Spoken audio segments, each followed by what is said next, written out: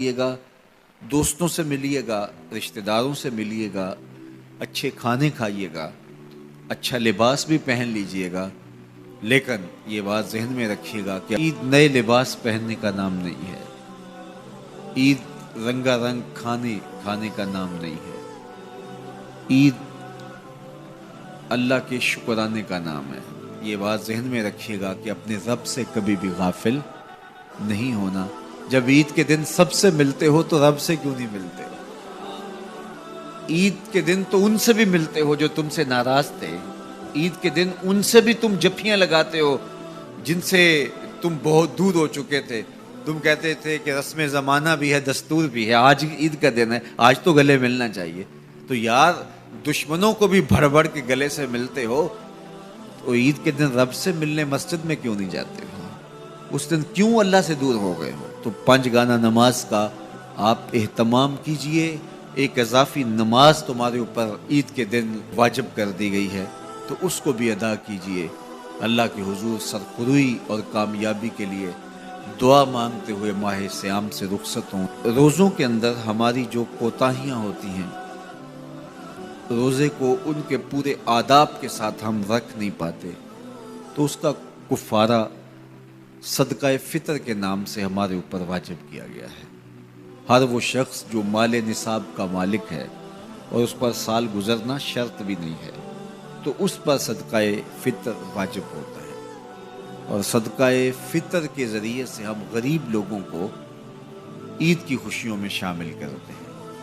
تو غرباء کو، مساکین کو عید کی خوشیوں میں شامل بھی کیجئے، اور ان کی ضروریات کا ضرور خیال کیجئے۔ اپنی ہمسائیگی میں، اپنی رشتہ داریوں میں بہت خیال رکھیے گا، اور لوگوں کو عزت نفس دیجیے گا، لوگوں کی ضروریات کا خیال رکھیے گا، اور اپنے بچوں کو بھی اس بات کی تلقین کیجیے گا کہ وہ عید کے موقع پر اپنے دوستوں کو، بچیاں اپنی سہیلیوں کو ان کا پورا خیال رکھیں، اور ان کی عزت نفس کا بھی خیال رکھیں۔ یہ بچپن کے اندر ہی بچوں کو جو اپنی انفرادیت جتلانے کا مزاج پیدا ہو جاتا ہے، اور یہ ساری زندگی ختم نہیں ہوتا، اور یہ عمومی طور پہ یہ وہ مواقع ہوتے ہیں جن مواقع پہ یہ احساس ان کا جو ہے وہ اجاگر ہوتا ہے، پھر بڑھتا ایک مرض بن جاتا ہے۔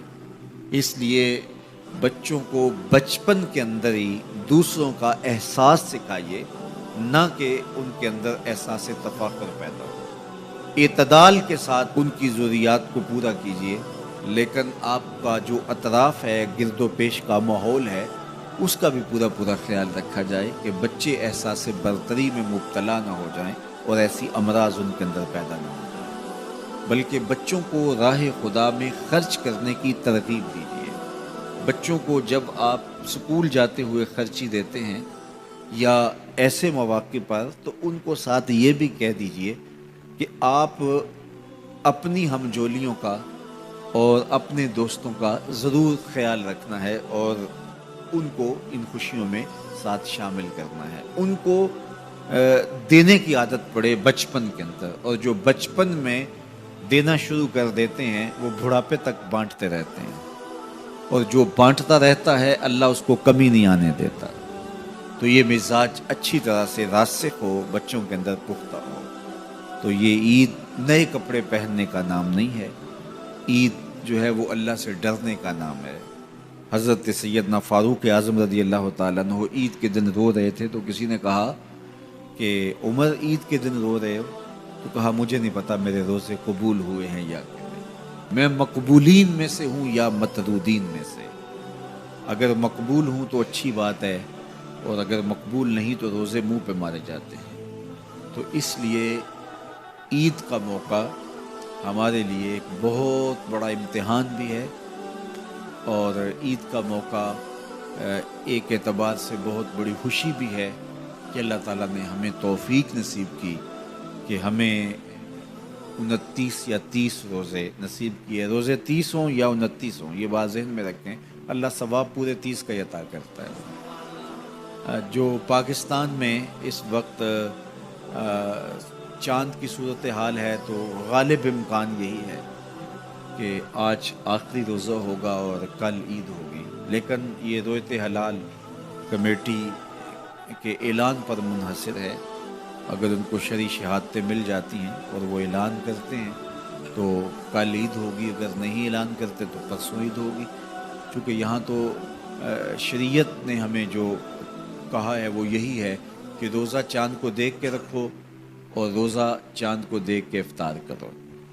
تو چاند کی رویت جب ہوگی تو ہم روزہ رکھیں گے، چاند کی رویت ہوگی تو ہم عید کریں گے۔